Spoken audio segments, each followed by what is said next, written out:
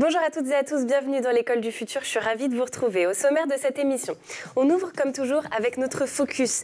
Raconter le monde autrement, armée de sa caméra, c'est le choix de Camille Courcy, journaliste et réalisatrice. Elle se rend sur des terrains sensibles pour donner à voir ce que l'on ne montre pas toujours. Son portrait à découvrir dans un instant. Et puis quand elle est sur ce plateau, elle ne vient jamais sans une idée derrière la tech, c'est Ethanit Belaïch, bonjour. Bonjour Lisa. De quoi est-ce que vous nous parlez aujourd'hui? Je vais vous parler de l'hypothétique conscience de l'intelligence artificielle. Quant à notre sujet du jour, si je vous dis Socrate, Platon, Kant, Descartes, vous l'aurez compris aujourd'hui, dans l'école du futur, on va parler philo. Mais rassurez-vous, pas besoin de dissertation ou de copie double, puisque l'on vous propose de découvrir une initiative qui vous fera philosopher sans même vous en rendre compte, la corde raide, ou comment la philo devient littéralement un jeu d'enfant. On en parle avec notre invité Florian Etienne. Bonjour. Bonjour Lisa. Vous êtes co-créateur de la corde raide. On va en parler dans un instant, mais d'abord place au focus.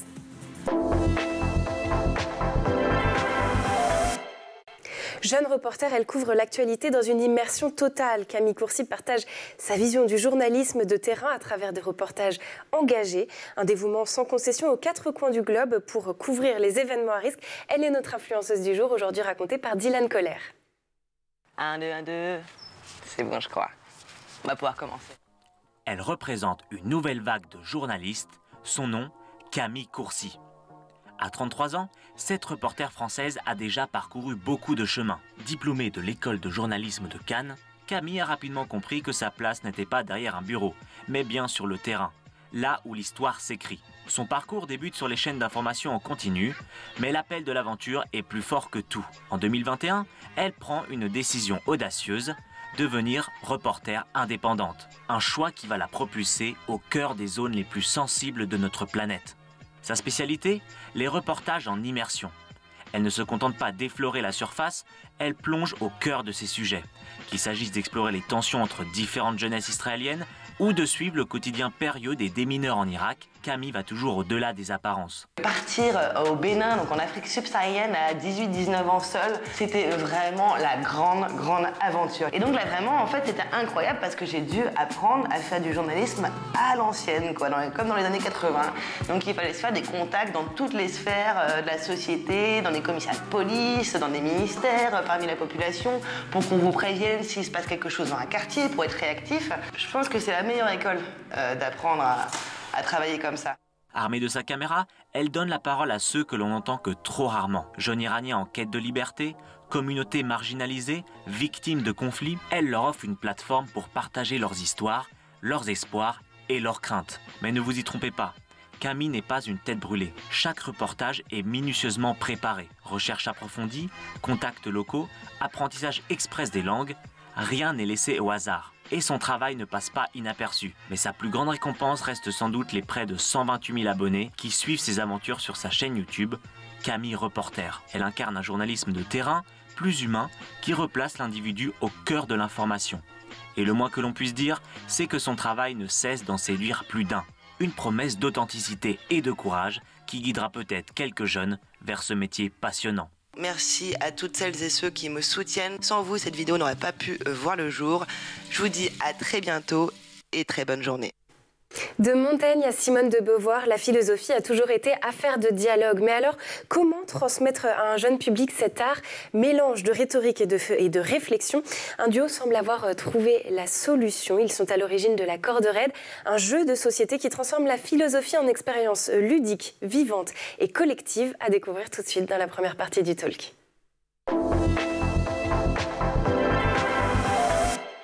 Et pour en parler aujourd'hui avec moi, Florian Etienne, le co-créateur de la corde raide. Alors Florian, pour commencer, on va peut-être faire ce qu'il y a de plus simple, finalement, expliquer ce qu'est la corde raide. À quoi faut-il s'attendre quand on ouvre la boîte de ce jeu ? Alors, la corde raide, c'est un jeu de cartes. Voilà, nous on est parti du système du dilemme philosophique avec mon associé Anaïs. Donc dans cette boîte, il y a il y a 92 cartes en tout, et dans ces 92 cartes, il y a 73 cartes dilemme. Voilà, comme on peut voir à l'écran les visuels. matériels qui sont répartis dans 6 catégories philosophiques différentes, et dans chaque catégorie, on a 3 niveaux de difficulté.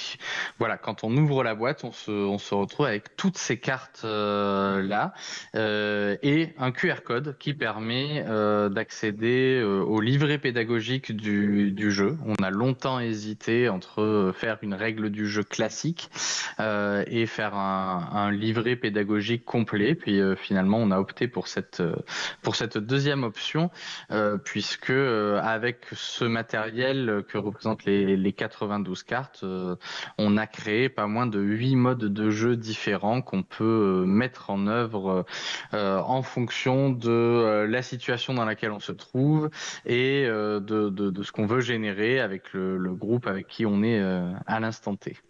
Alors on va rentrer bien évidemment dans le détail du jeu, mais avant ça peut-être que vous pouvez nous expliquer comment est née finalement cette idée, quel était l'objectif derrière la création de la corde raide. Alors en fait, nous nous sommes rencontrés avec Anaïs sur LinkedIn, le réseau social professionnel. Et en fait, elle souhaitait développer son activité entrepreneuriale en proposant des ateliers philo pour les enfants et pour les familles. Voilà, elle a son activité entrepreneuriale et puis elle est AESH à côté de ça, donc elle accompagne des enfants en situation de handicap dans un collège isérois. Moi, de mon côté, je suis spécialisé dans l'accompagnement et dans le jeu de société, voilà, qui fait partie de ma vie depuis très longtemps et de mes pratiques professionnelles aussi. Je fais beaucoup de formations et j'utilise la ludopédagogie comme levier d'action dans mes formations d'adultes. Et nous nous sommes rencontrés, on a échangé sur son projet, sur mes compétences, les siennes, et on s'est dit que quand même ça serait super chouette de créer un jeu autour des dilemmes philosophiques qui ont une puissance de réflexion hors du commun. Et Anaïs me dit oui, mais moi la philo ça va, je maîtrise, mais tout ce qui est mécanique de jeu, voilà, j'adore jouer, mais j'en sais pas plus. Et on s'est dit allez, on va tester. Moi j'ai toujours rêvé de créer mon propre jeu de société de toute façon, et là l'opportunité se présentait en plus sur un sujet, la philosophie, qui m'anime aussi particulièrement. Et donc ce jeu finalement il a vocation à réconcilier les gens avec la philosophie qui est souvent perçue, j'ai envie de dire, comme peut-être abstraite ou élitiste. Alors, ça fait partie clairement de l'un de nos constats de base, de se dire, mais à quel moment est-ce que on a décidé que la philosophie, c'était apprendre par cœur du Platon, du Socrate, du Spinoza, le restituer sur un sujet abstrait, voire abscon, et qu'on ne faisait ça que à partir de la terminale, et les gens qui sont bien motivés par ça vont pouvoir continuer à la fac. En fait, la philosophie, c'est une pratique de l'esprit que l'on met en place dès le plus jeune âge. Donc Anaïs est maman d'un petit garçon qui a 3 ans aujourd'hui. Moi, je suis papa d'un petit garçon qui en a 6. Et on l'a constaté en tant que parent. Dès 2 ans et demi, quand l'enfant est en capacité de parler, de s'ouvrir au monde et d'essayer de comprendre le monde, dès ce moment-là, l'enfant fait de la philosophie. Donc pourquoi se cantonner à une vision de la philosophie extrêmement restrictive et basée que sur des grands penseurs et des grandes penseuses ? Alors, puisqu'on est dans l'école du futur, justement, on va parler un petit peu de l'école. Le jeu, est-ce qu'il a été utilisé pour être pensé en classe aussi ? Est-ce que les enseignants peuvent s'en emparer justement pour ramener la philosophie peut-être un petit peu plus tôt dans le programme ? Parce qu'aujourd'hui, on sait que c'est plutôt au niveau de la seconde qu'on va commencer à enseigner la philosophie, ce qui est peut-être d'ailleurs un petit peu tardif finalement au vu de ce que vous nous expliquez là. Alors tout à fait, nous notre ambition avec la corde raide, c'était de pouvoir rendre la philosophie accessible assez tôt. Donc on a mis une limite basse à 8 ans. Mais dans les différents essais et dans les différentes exhibitions dans lesquelles on a pu présenter la corde raide, on a des enfants de 6 ans qui se sont régalés à jouer au jeu aussi.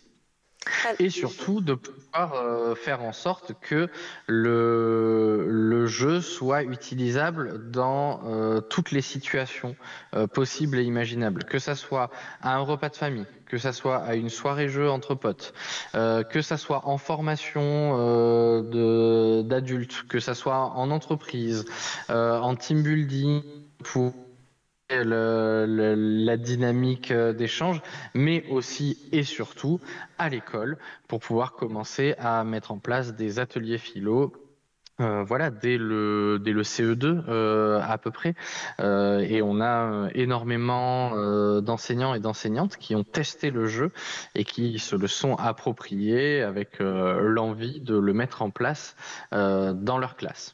Alors, si je ne me trompe pas, vous avez donc 6 grands thèmes de société qui sont abordés dans ce jeu. Quels sont-ils et surtout, pourquoi avoir choisi spécifiquement les thématiques en question ? Alors, nos 6 grandes thématiques sont les suivantes: éthique et morale, politique et citoyenneté, liberté et contrainte, famille et génération, nature et écologie et progrès et technologie. Alors pourquoi avoir choisi ces 6 grands thèmes? Alors déjà il faut savoir que sur la première version du prototype du jeu, nous avions 15 thèmes différents, ce qui nous faisait un total de 180 cartes dilemmes. C'était énorme et sûrement beaucoup trop aussi. Lorsque nous sommes passés à la phase de concrétisation de l'édition du jeu, il a fallu faire des choix pour avoir un paquet de cartes raisonnable, voilà, qui soit accessible financièrement et puis surtout qui représente pas d'entrée une énorme boîte de jeux. Pourquoi est-ce qu'on a choisi ces 6 thèmes-là en particulier? Parce que on a estimé que c'était les thèmes qui parlaient le plus à tout le monde, qui étaient les plus généraux, voire les plus d'actualité. Bon, je pense notamment à nature et écologie et progrès et technologie, qui sont vraiment des sujets au cœur des débats publics, des réflexions, de ce qu'on cherche, Anaïs et moi aussi en tant que parents, à transmettre à nos enfants. Politique et citoyenneté, parce que on déplore le fait que aujourd'hui les gens ne veulent plus parler de politique. Ah non, surtout on va pas parler politique au repas de famille, ça va encore faire des histoires, voilà. Et puis famille et génération pour l'aspect intergénérationnel, transgénérationnel même de la pratique de la philosophie et du jeu. Et enfin éthique et morale et liberté et contrainte, qui sont 2 grands thèmes incontournables de la philosophie. Bon allez, il est déjà temps de prendre une petite pause dans nos discussions. On va continuer bien évidemment à parler de la corde raide dans la seconde partie d'émission, mais d'abord cap sur la planète tech. Images et vidéos, c'est ce que l'on trouve de mieux sur Internet, c'est la sélection de Dylan Coller.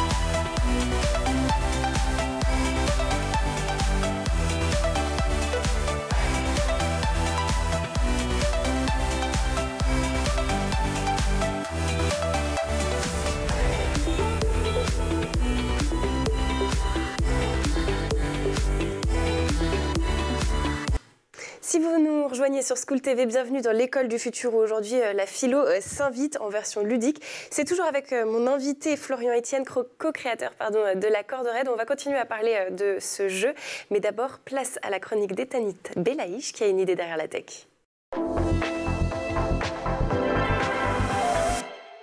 Etanit, l'intelligence artificielle est-elle consciente? C'est une question qu'on entend de plus en plus souvent, surtout avec les progrès de ces dernières années en matière d'IA. En tout cas, pour Mustapha Suleyman, le directeur de l'intelligence artificielle chez Microsoft, la réponse est sans appel. Non, l'IA n'est pas consciente. Selon lui, la conscience est quelque chose de propre aux humains.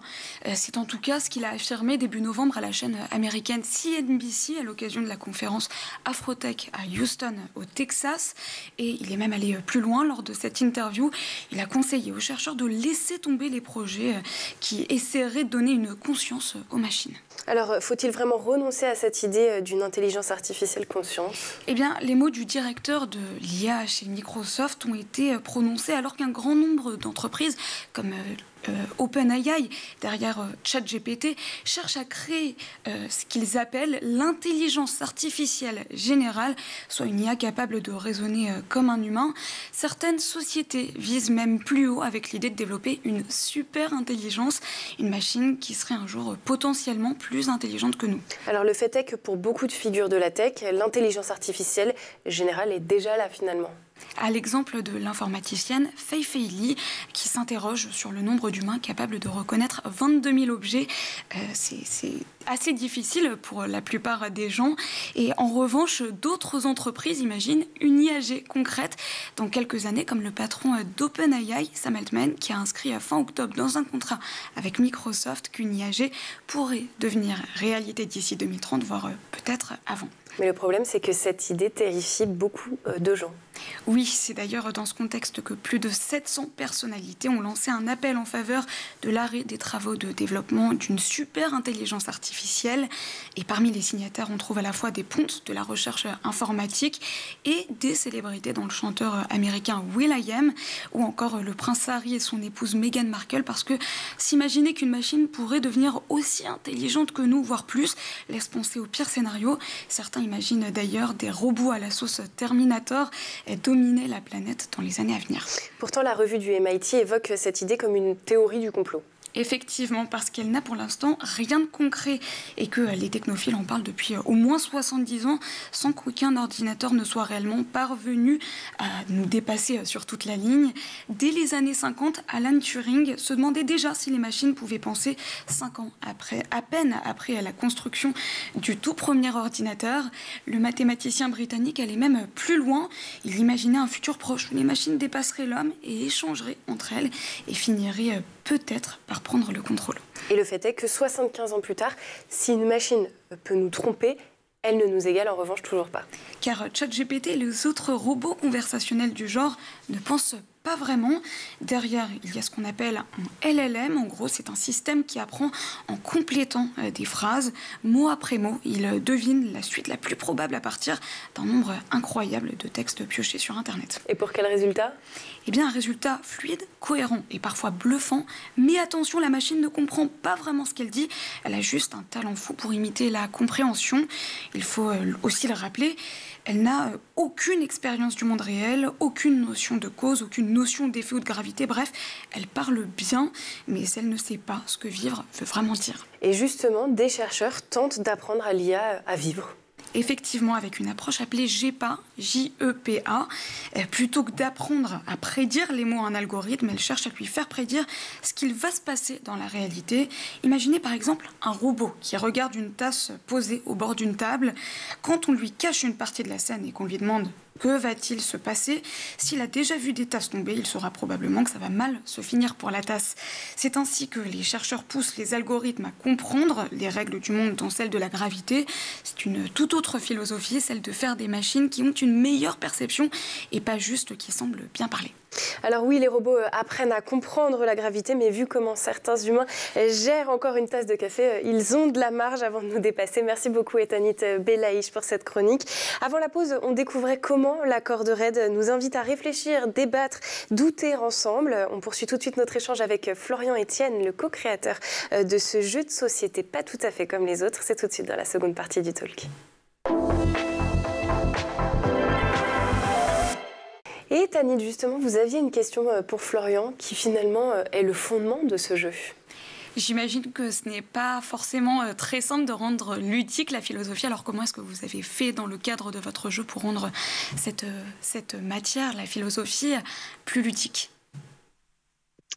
Alors, l'idée, ça a été de trouver initialement des moteurs ludiques, des mécaniques qui permettaient aux personnes de se prêter à l'exercice avec la dynamique derrière là en l'occurrence de marquer des points. Donc selon le mode de jeu que l'on va choisir, soit on va marquer des points en équipe, en coopération, soit on va marquer des points chacun et chacune individuellement en essayant de tirer son épingle du jeu. Donc l'idée c'est d'avoir fait un système de vote où en fait on va retourner une carte dilemme, on va proposer le dilemme aux personnes autour de la table avec le choix A et le choix B. Et donc c'est la première personne qui tire le dilemme, on l'appelle le ou la funambule du tour. Cette personne va lire le dilemme, donc l'exposer aux autres. Et puis chaque personne va secrètement voter choix A ou choix B. Lorsque tout le monde a voté, on va révéler les choix et on fait un tour de table où chacun et chacune va pouvoir expliquer son positionnement. Pourquoi plutôt le choix A, pourquoi plutôt le choix B. Ce qu'il faut savoir, c'est que dans la mécanique des dilemmes, il n'y a pas de bonne ou de mauvaise réponse. Les deux choix sont tout à fait entendables et sont tout à fait argumentables en fonction des systèmes de valeurs propres à chacun et chacune. Une fois qu'on a fait le tour de table et que tout le monde a pu s'exprimer et donner son avis, c'est à ce moment-là qu'on passe du mode philo au mode filou, comme on l'appelle, puisque on va passer à un second mode, à une seconde phase de vote, et en fonction du second vote, on va pouvoir marquer ou pas des points, plus ou moins de points, en fonction de qui a voté quoi autour de la table. Voilà, le prétexte de marquer des points donne un moteur pour que les personnes jouent. Moi, je l'ai vu, donc ça fait plus de 200 parties que je fais de la corde raide depuis les phases de prototype. Et c'est assez marrant de voir à quel point, au début, les gens sont là à compter les points, à dire je vais essayer de tirer mon épingle du jeu, d'avoir tant de points, de faire un max de points à ce moment-là, etc. Et puis au final, les personnes se laissent happer par les dilemmes, par les valeurs qui sont proposées et par les échanges qui se co-construisent, les points de convergence, les points de divergence. Alors justement, vous avez parlé du fait qu'aucune réponse n'était forcément la bonne dans ce jeu. Quel rôle joue donc l'inconfort finalement dans lequel vous mettez les participants ? Alors, l'idée justement, c'est de venir opposer deux grandes valeurs dans chaque dilemme. Donc, on a vraiment travaillé avec Anaïs sur l'équilibrage des choix. Alors, on sait que dans la vraie vie, face à une situation donnée, il y aura que très rarement un choix A et un choix B. Et là, en fait, on se retrouve dans une situation où la règle du jeu, la mécanique, fait qu'on est obligé de prendre parti soit pour l'un, soit pour l'autre. Évidemment qu'il n'y a pas dans les deux propositions de situation idéale où vraiment on dit ah oui, là, moi, c'est ça à 100%. Mais justement, l'idée, c'est de devoir équilibrer et de hiérarchiser un petit peu son propre système de valeurs internes en disant ok. Si je dois opposer la valeur sociale, par exemple, et l'entraide humaine à la valeur environnement et écologie, qu'est-ce que je vais prioriser, puis comment je vais expliquer que j'ai priorisé tel ou tel choix. L'idée, c'est vraiment de venir permettre aux gens d'argumenter sur un point, alors même que à l'intérieur, on n'est pas à 100% dans l'une ou l'autre des options. Alors l'un des points importants que vous travaillez aussi avec ce jeu, c'est la notion de légitimité. Pourquoi cette notion, elle vous paraît importante aujourd'hui? Est-ce que vous avez peut-être le sentiment qu'on s'auto-censure de plus en plus dans notre société, dans la prise de parole? Alors ouais, c'est un constat qu'on partage avec Anaïs, qui fait aussi partie des constats de base du projet.